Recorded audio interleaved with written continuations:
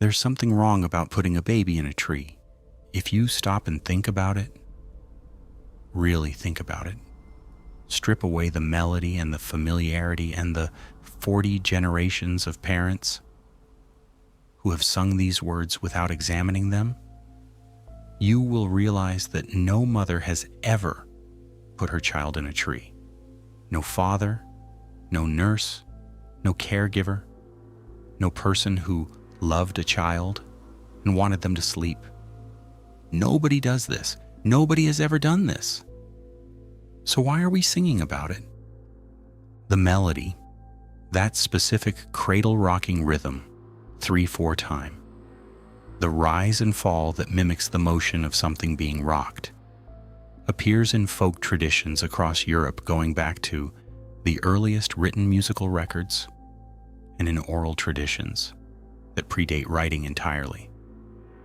The same melody across cultures that had no contact with each other, in languages that share no common root, associated always with the same subject: children, night, trees, falling. Not lullabies about rest, not lullabies about safety, lullabies about the specific sequence of events described in the rhyme: the height, the wind, the breaking, the falling. The musicologists call this convergent cultural development, the same musical solution arriving independently at the same problem in different places.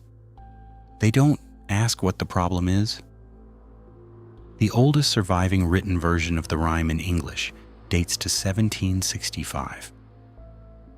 But there are references to it, passing mentions that assume the reader already knows what's being referenced, in documents going back another century at least. One of those references is in a church record from a village in Somerset, England, dated 1643. A disciplinary note concerning a midwife named Agnes Fowler, accused of teaching to new mothers the old invitation, contrary to Christian practice and the safety of their children. The old invitation. The vicar doesn't explain what this means. He's writing for an audience that knows. Agnes Fowler was banned from practicing midwifery. She moved to the next county. The records follow her for 3 more years and then stop. Not because she died, there's no death record. Because she disappeared from documentation in the way people disappeared when they stopped being a problem worth recording. What Agnes Fowler was teaching, the old invitation, is not entirely mysterious if you know where to look. There are folk traditions throughout Northern Europe, predating Christianity, concerning what those traditions called the wood things. Not demons, not spirits. Something older than either framework. They lived in old trees, at the edge of cleared land, at the boundary between the domestic and the wild. They were hungry. Not malevolently hungry, not hunting. Hungry the way very old things are hungry. The way things that have outlasted what once fed them become hungry. With a patience that looks like stillness. They wanted children. Not to harm them. The traditions are consistent on this: to take them, to bring them into the trees, into the old world behind the tree line that was already ancient, when the first human being looked at a forest and felt afraid without knowing why. The invitation was the song, the specific melody, the specific words, the specific act of a mother holding her newborn at night, near a window, near any opening that faced the trees, and singing upward into the dark. Not a lullaby, an announcement. Here is a new one. Here is one that is fresh and small and new to the world. Come and get them. A woman named Sarah moved to a farmhouse in rural Vermont with her husband and their newborn daughter in the spring of 2019. The house was old, in the 1887 original foundations.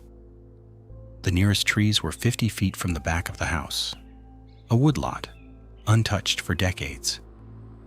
The trees large and close together and dark, even on bright days. Sarah's grandmother had sung the rhyme to her. Her mother had sung it. It was tradition unexamined, the way most traditions are. You do it because it was done to you, because the melody is gentle and the motion is soothing, and nobody has ever told you to think about the words. Sarah sang it every night to her daughter, near the window that faced the woodlot. She did this for 4 months. On a night in September, with the window open because the evening was warm, she woke at 2 a.m. to a specific silence. The silence that means something. That was breathing isn't breathing anymore. The crib was empty. The window was open. The curtains moved in a breeze that shouldn't have existed.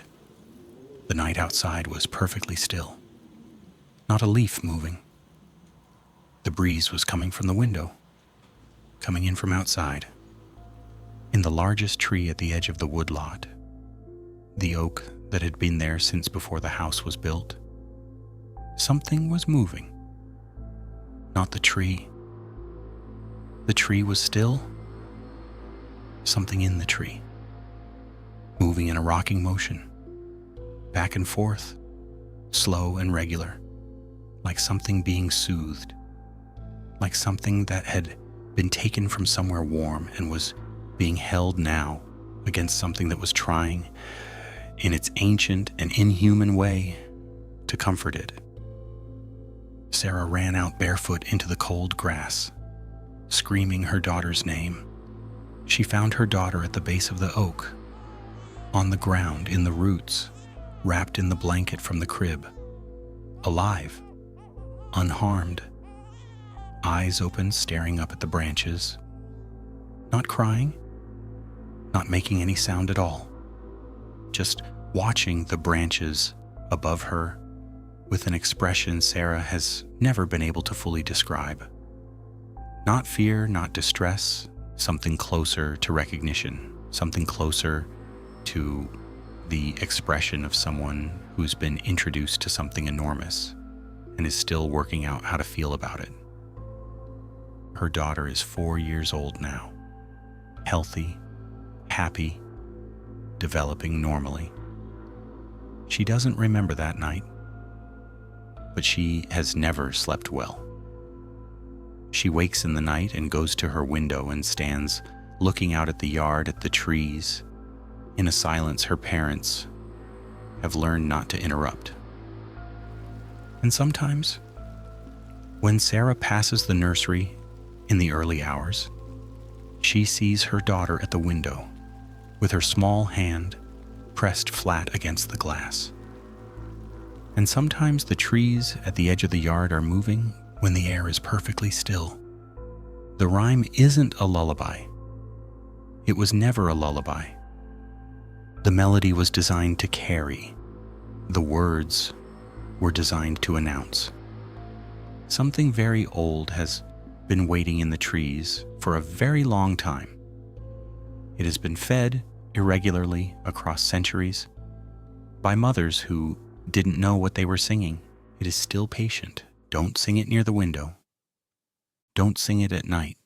And if you wake to silence in a house that should not be silent, don't look out at the trees. Whatever is in them is already looking back.